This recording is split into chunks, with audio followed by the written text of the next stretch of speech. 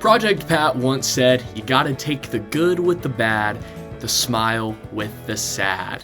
And honestly, sometimes not everybody's smiling like you just won the lottery. Not everybody wins the lottery. They actually call it the lottery for a reason. But with sports, sometimes you may feel like you hit the lottery. Sometimes you're born in Kansas City. You know, every now and then you see somebody who happens to grow up a Dodgers fan, or a Yankees fan, or even a Golden State Warriors fan. But for some, it's just not that simple. And they're taking the sad with the smile a lot more than they are taking the smile with the happy. So with that being said, I decided to put out a little bit of a thought experiment. Just exactly who is the most miserable fan base in the nation for any type of sport, and why is that so? For this experiment, we'll be looking at 32 different teams within North American sports. We'll be primarily looking at baseball, basketball, college football, and professional football, and we even have a few wild cards thrown in there as well, so it'll be quite interesting. The way I've decided to do this system is I took about 7 or 8 teams from each of these leagues and I put them into ChatGPT, told ChatGPT to randomly break them all up for me and then label them based on how miserable that fan base is. I then took the ChatGPT labels and put them into graphics and organized them to where we're going to be able to see just exactly who the most miserable fan base is in all of North American sports for the most part. We will be excluding hockey because I just don't know puck, and that's unfortunate, but alas, here we are. So, what up, beasts? Let's see just how miserable and how bad it could be today. So, to start this thing off, since it's a 32 team tournament, it would be a little bit difficult to break all of these teams down at the same time. So instead, we will be breaking these teams down by region. There are not any specific parameters to being in any particular region. They're not based around location. They're purely random as I put them in a random generator, so it should be fairly stagnant for the most part. So let's go ahead and bring up Region 1. As we're looking up at Region 1, we're going to see the Jets in that number 1 spot, and they're taking on Purdue. So with the Jets taking on Purdue, the Jets have always had a pretty rough history, to be honest. They can never seem to really figure out quarterback battle. Generally, they're the worst team out of either the Bills, Dolphins, or the Patriots.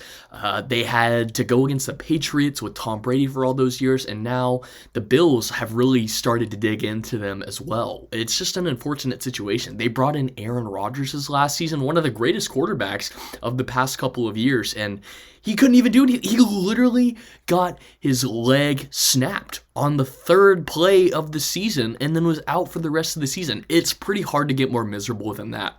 I included Purdue in that number 8 spot just because they had a pretty rough season in football this year. They only had like 1 win. But with this matchup pretty clearly goes to the Jets. I mean, the Jets are a factory of sadness.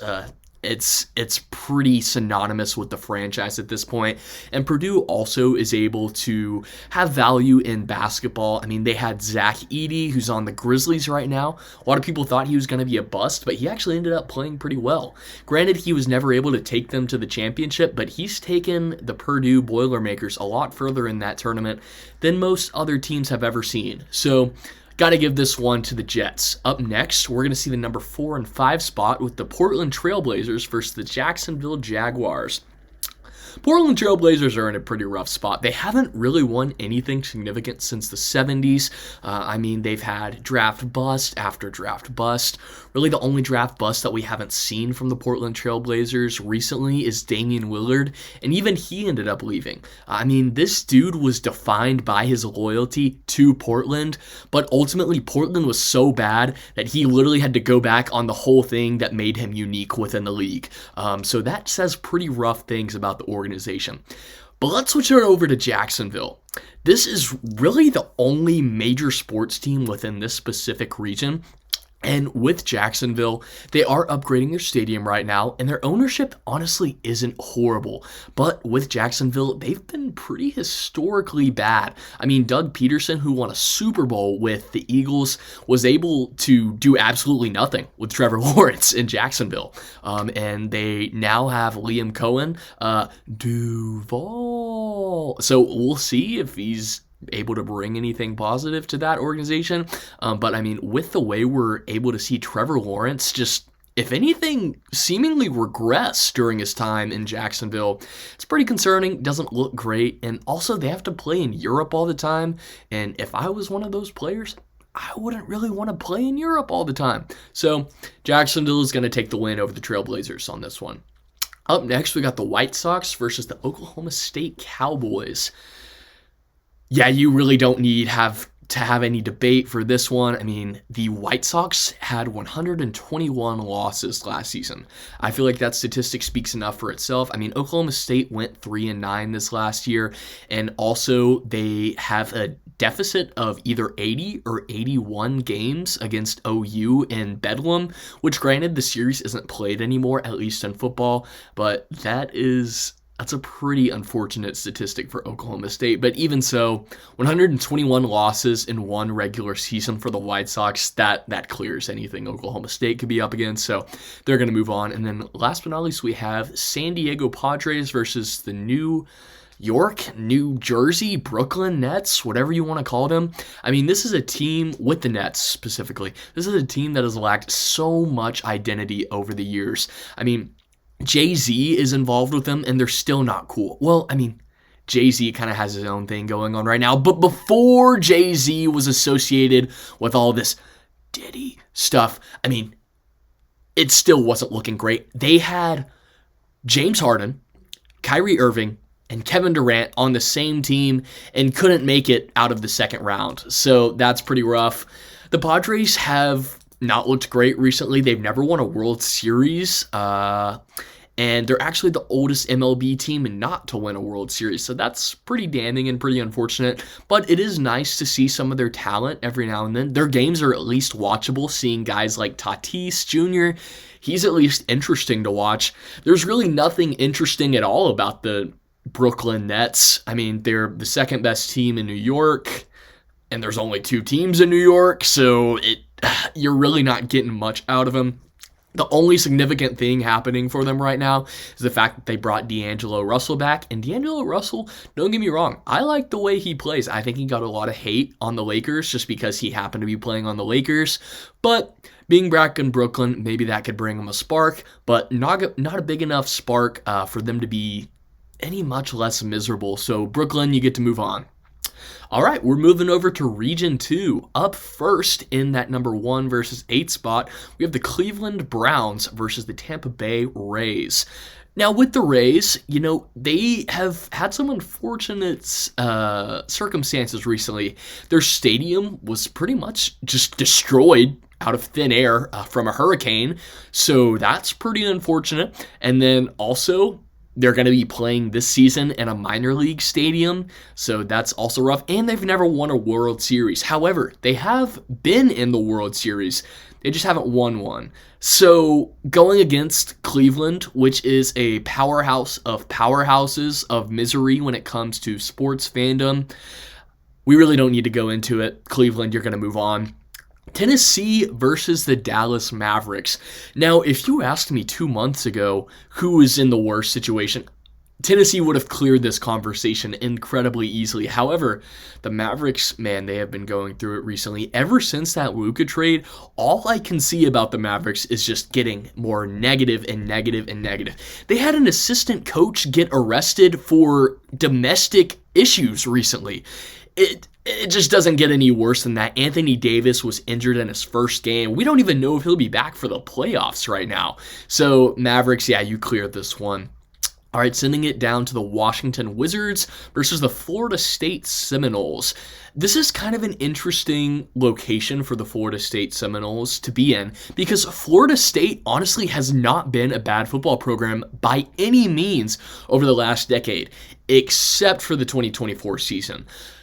They went 2-10 last season after going 12-0 in the regular season. 13-0 in the regular season before that, even winning their conference. But man, I've never seen a fall off the way Florida State managed to fall off this last year. But it really doesn't compare to the misery that the Washington Wizards have been going through. Not only are their uniforms boring, you really can't name anybody on the team except, Chris Middleton just got traded there, but everybody knew Chris Middleton was starting to stink it up in Milwaukee, so that's really the only reason he's there in the first place. I mean, this was a place where the Warriors decided to send Jordan Poole. If you're not familiar with this situation, during a practice, Draymond Green, power forward for the Golden State Warriors, punched fellow Golden State Warrior Jordan Poole in the face during practice, and Jordan Poole got traded. He didn't even start it. So that's where they sent him. They sent him the Wizards. So whatever that says about the Wizards, I think that says enough. Wizards, you get to move on. All right, last but not least, in region number 2, we're going to have the Kings, Sacramento that is, versus the Arkansas Razorbacks. Arkansas Razorbacks. We're not talking about grapes that have been left out in the sun. If we were talking about grapes left out in the sun, I would never have even started this show in the first place. But with the Sacramento Kings, man, they are the definition of irrelevance. They almost stopped the Lakers three-peat if it wasn't for literally corrupt refs. And honestly, that's not really crazy statement. With the Arkansas Razorbacks, they have been having frustrating times recently, but this last season they upset Tennessee at home and got to rush the field. That's always brownie points. And then also, you get to see decent basketball every now and then. They at least have a cool coach, not necessarily a cool program, but their coach is pretty sick. But with that being said, Sacramento, you get to light the beam, and you also get to move on to the second round of misery within Region 2. So, within Region 3 now, let's go ahead and start checking it out a little bit. Okay, so in that first spot, we're going to have the Oakland Athletics versus the Arizona Cardinals. And this is an interesting matchup, if you're asking me. With the Athletics, they are in a pretty rough spot. They're relocating to Vegas, but before they can even relocate to Vegas, they have to play in Sacramento for a season. Moneyball isn't really working anymore. And they've honestly alienated the fan base. Oakland Coliseum has been known as the worst place to play baseball for at least a decade now, and they've still been playing it until literally this last year. So Oakland, they have got some major dysfunction over there. But you also have to look at the Arizona Cardinals in this situation, because with the Arizona Cardinals, they've made it to a Super Bowl. They have a solid quarterback right now, Kyler Murray, but this dude cares more about Call of Duty than he actually does playing for the Arizona Cardinals. This is going to come off across as crazy to some people, but I'm actually going to put Arizona through this round, and the only reason I'm doing that is because the Athletics get to move to Vegas. The fans in Oakland don't get to move to Vegas, but I'm going to take into account the fact that there will eventually be fans in Vegas, and we've seen Vegas get behind teams like the Raiders whenever hopefully they get a little bit better, but also the Golden Knights. So I think the Athletics honestly aren't in the worst situation of all time if you are actually a diehard fan of the Athletics. If you just care about the Athletics because they're from Oakland, you're in tough luck, and there's not much we can do about that at this point. Sorry, Oakland, but you've somehow alienated every sport that has been in your area. Golden State's gone, which was really only your claim to fame at that point, and you just lost the last really significant team to be in your area. So sorry guys, that sucks. That sucks really bad for y'all. But anyways, we're going to move on. We have Nebraska versus the Miami Marlins. So with Nebraska versus the Marlins, Nebraska used to be one of the largest football powerhouses in all of college football until they moved to the Big Ten, and then everything just kind of fell off a cliff. While Nebraska does have a very solid program, as seen with the fact that their stadium still sells out for every single game, it's pretty rough going for them right now. And with the Miami Marlins, honestly, I don't think the Miami Marlins have enough fans to even declare themselves a fan base at this point. So I would definitely move Nebraska on in this situation. Up next, we're going to have what I like to think of as a wild card. We're going to have actually the entirety of the Pac-12 versus Virginia Tech. And considering the Pac-12 is now the Pac-2, at least for this season, I feel like that says everything we need to say. Virginia Tech used to be good with Mike Vick, and they haven't really had that.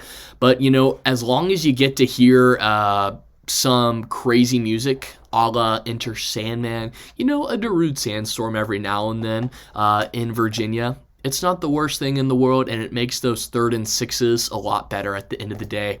And last but not least, in Region 3 for the first round, we're going to have the Raiders versus the Detroit Pistons. Now, they kind of go the Raiders. They also fit into a similar category that the Athletics did. Considering the Raiders are now in Las Vegas, they have a beautiful stadium, they have no income tax anymore. That's an incredibly solid location and place to play for players, and it's a solid place to ultimately build a fan base.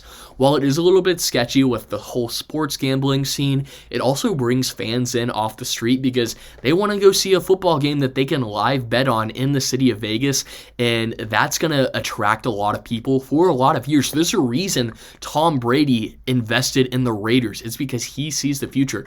This dude has been seeing 10 steps ahead of the entirety of the NFL for as long as we can remember, and it's going to happen again in Vegas. And then also the Detroit Pistons, they have been suffering from mediocrity since the early 2000s. While they did look pretty solid with those championship runs in the 2000s, in my opinion, really everything changed with the drafting of Darko Milicic. Darko was drafted second overall in one of the most star-studded drafts of all time. I mean, people passed up on Dwayne Wade for Darko Milicic. So if that says anything about the luck of the Detroit Pistons, it really is saying a lot at the end of the day. And then also the Detroit Pistons have to live in Detroit, so enough said there. All right, moving over to Region 4. In that number 1 spot, we are going to have the Los Angeles Angels. Well, Los Angeles, Anaheim doesn't really matter at this point, against Yeshiva College. And Yeshiva College is actually going to be one of our wild cards this round. Yeshiva College has lost over 80 baseball games in a row. They are a D3 Jewish school up in New York, and they just cannot figure out how to hit or catch or throw a baseball up there. So that's pretty unfortunate in and of itself. But whenever you see a team waste the talents of Mike Trout and Shohei Ohtani, that makes this decision pretty easy. So we're going to give Anaheim, the Angels, whatever they are, we're going to give them the nudge. Up next, we have the Panthers versus the Cowboys. While the Panthers have really struggled, honestly, since the mid-2010s, since those Cam Newton MVP and that Super Bowl run, we really haven't seen much of anything from them at all. It's just been mediocrity after mediocrity. We saw Christian McCaffrey, and he really gave a spark for a while. He was pretty solid fantasy-wise in Carolina, but the thing is actual football games aren't played in the ESPN app, and the actual football games, those scores were pretty lopsided for Carolina. While they did also look to add insult to injury with the Bryce Young drafting and the fact that he honestly was pretty terrible that first year, his skills have really started to look up this past season. Somehow after Rod Wave just kind of magically said, hey, call me. And then after that call, Bryce Young was fixed. I didn't know people could do that, but alas, here we are. But then you have to compare them to the Dallas Cowboys, who have to sit under Jerry Jones until he dies, and then they have to sit under Stephen Jones until he dies, and then they bring in the next successor of Jones' person that somehow is able to ruin the franchise again. The Dallas Cowboys just hired a guy named Brian Cornelius Schottenheimer, who has no head coaching experience. Honestly, it just seems like another yes man for Jerry Jones to put into his regime, and that's all we're going to see as long as Jerry Jones is here. And from the way Stephen Jones comes across in the media, if I was a betting man, I would bet that also Stephen Jones will be putting yes men into head coaching positions in the future. So Dallas Cowboys, you get the nod easily. Jazz versus Pelicans in that 2v7 slot. Now, this is a very interesting matchup considering the Jazz were actually originally from New Orleans. That's the reason they're called the Jazz. You don't exactly see a ton of Mormons in Salt Lake City and Provo listening to jazz, but that's their basketball team name because that makes sense. They couldn't just rebrand. But then you also have the Pelicans down in New Orleans who have had very solid talents, i.e. Lonzo Ball, i.e. Zion Williamson, i.e. what some people would describe as the GOAT in Brandon Ingram. But at the end of the day, they just haven't been able to get anything done. I don't know if there's something in the water down there. I don't know if it's the gumbo that all those players eat, but nothing seems to happen for them down there. But honestly, I feel that the Jazz are in a bit of a worse position because they've seen guys like Donovan Mitchell play incredibly solid minutes for the Jazz, but then as soon as he moved to Cleveland, he somehow led them to being number one in the Eastern Conference, which is an impressive feat in and of itself because really the last person to actually be able to do that was LeBron Raymond James. So honestly, Jazz, that looks pretty rough. Y'all have cool uniforms, but you can't do anything in them, so you get to move on. And then last but not least, in Region 4, we're going to see the Rockies versus the New York Giants. With this, honestly, a lot of people would think, oh, yeah, put the Rockies on through. They have had some rough seasons recently. But the way I approach baseball, honestly, kind of gives the nudge to New York instead.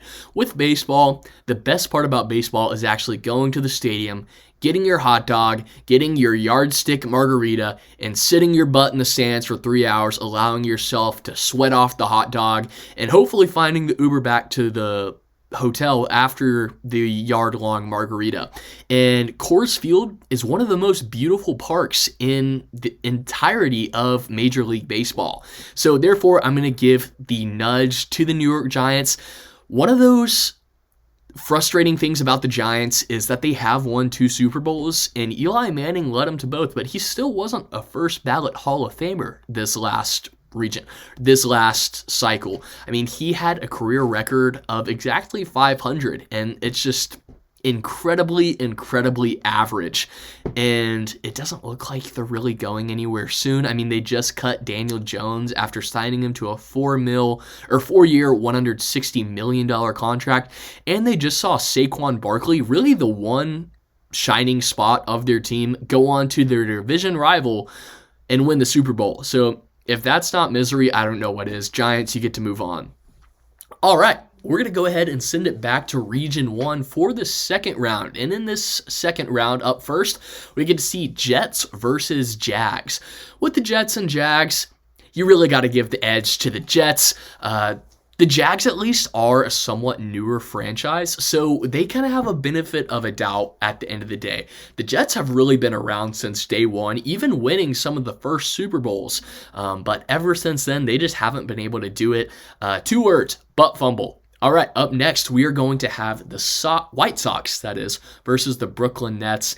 And with the White Sox, I mean, this last season, they went on a 21-game losing streak.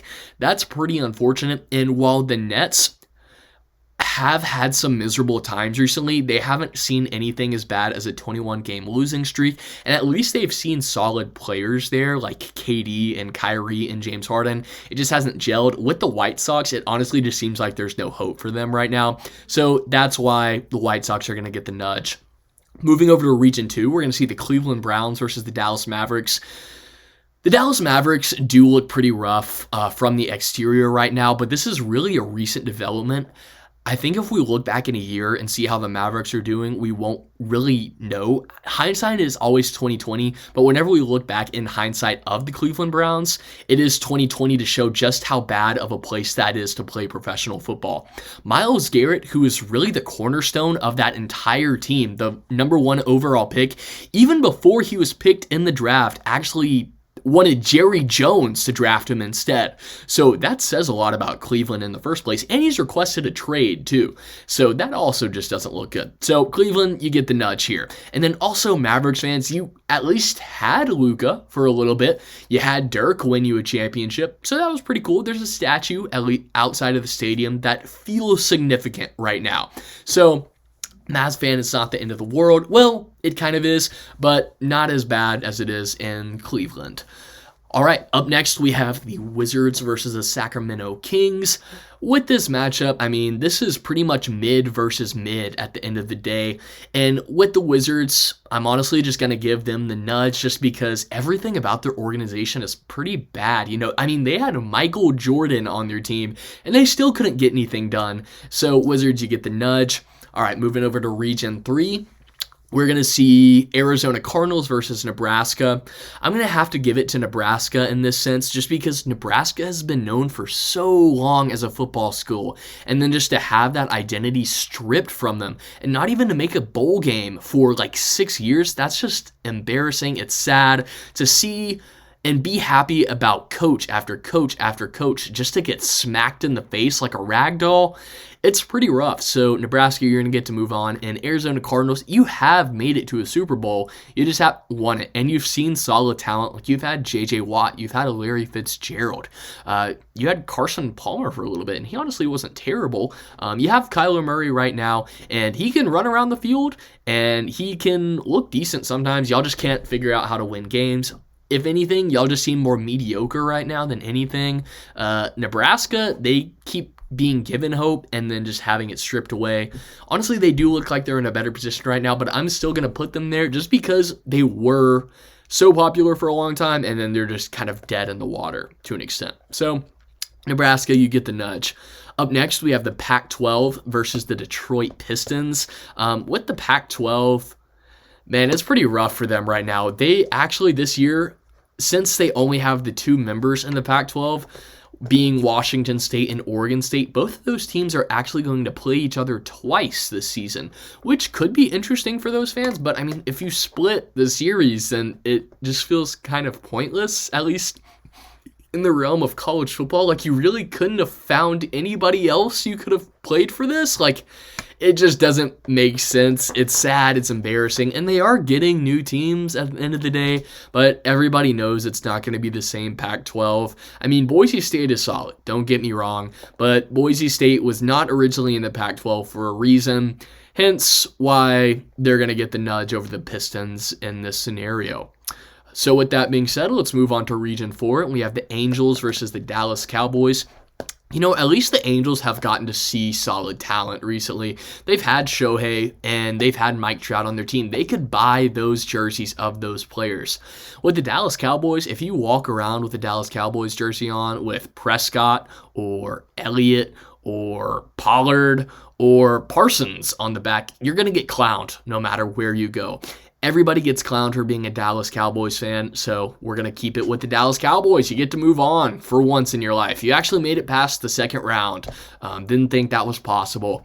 All right, Jazz versus Giants. I'm just going to put this at the fact that the Giants have won 2 Super Bowls, and that moves them past pretty easily. The Jazz do have cool uniforms, but it's not enough to make them any less miserable. All right, this is where it gets interesting. We are now in the Elite 8 of Sadness. Getting to the Elite 8 of Sadness is kind of like going on a walk and, you're walking and all of a sudden you notice, oh, there's a hole in your sock. So you take off your shoe, you take off the sock, and then you see, oh, shoot, there is still this hole in the sock, and you put your foot on the ground and then you step on a nail. It would have just been way better if you stepped on the nail through the shoe, but now you're just walking around with a nail in your foot and you got to get a tetanus shot. So that's kind of what these fan bases have gone through recently. So with the Jets versus the White Sox, I mean, the Jets have been peak embarrassment for a while now, but it's really still not as bad as the White Sox losing 121 games and setting a record for losses in 2024 is crazy work. So the Sox, you're going to get to move on. Moving over to Region 2, the term Factory of Sadness derived from the Cleveland Browns. That's all I need to say. They're moving on. Region 3, Pac-12 versus Nebraska. Nebraska, you at least won a bowl game you at least made it to a bowl game this year. So I'm going to move the Pac-12 on in this sense. And in Region 4, man, Dallas Cowboys fans are always upset. So we're going to move them on too. All right, we have now made it to the final 4 of hatred. This is what being a negative person is all about. If you have Man, if you have a heart full of hate, which I don't like to think I have, but if you have a heart full of hate, this is where it gets good, people. What a matchup of absolute misery it must be to be both a White Sox fan and a Browns fan.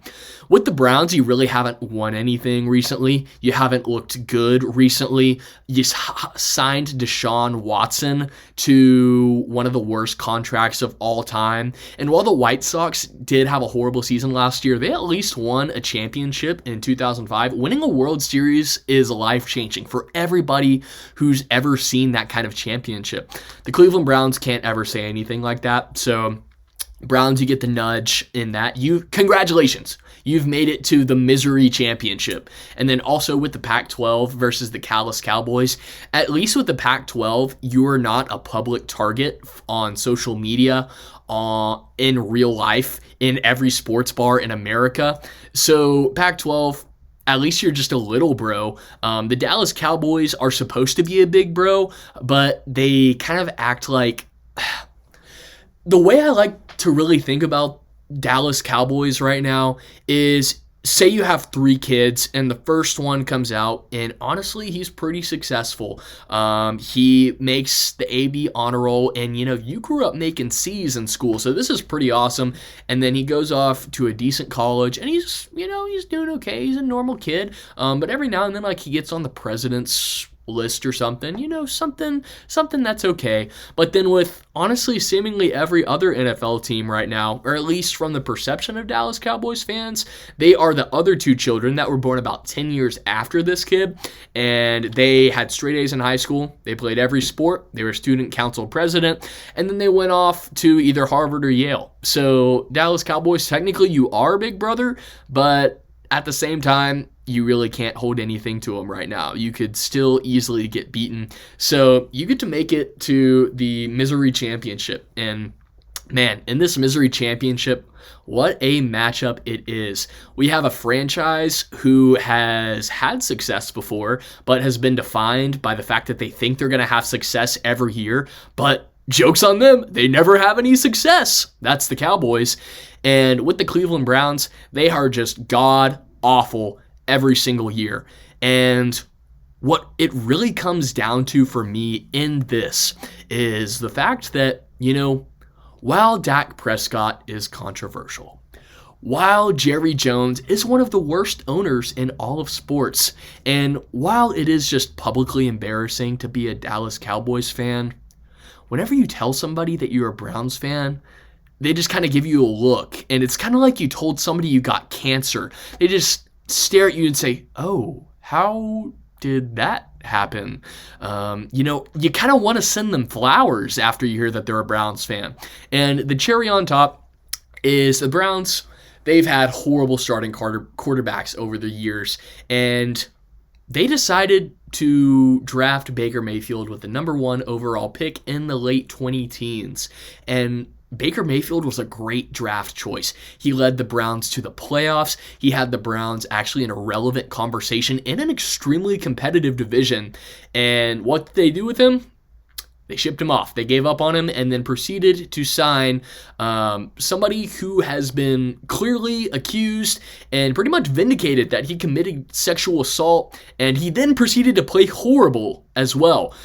So if that doesn't produce the uttermost demons within all of sports, I don't know what does. So congratulations, Cleveland Browns. You are the champions of misery. I hope you get to go to all of your friends tomorrow and say, "Man, I am so happy to be miserable," because at least that is the best thing I can do. And for Cowboys fans, it honestly doesn't end. You can't even be the best at being the worst at this point. And so that's all I really have to say on all of the miserable fan bases. If you've listened all the way through the podcast, thank you so much for listening. I'm seeing steady growth right now, and the only way we can continue that growth is by you guys interacting and engaging with the video. So if you're listening on Spotify, drop a like. If you're watching on YouTube, drop a like. We really hope that you have enjoyed this. And if you know any sponsors, feel free to shout them out to me. I'm always looking to make some money. Follow us on Instagram, TikTok, Spotify, YouTube, all of those things. Appreciate you listening again. Have a great week, and we'll see you Saturday.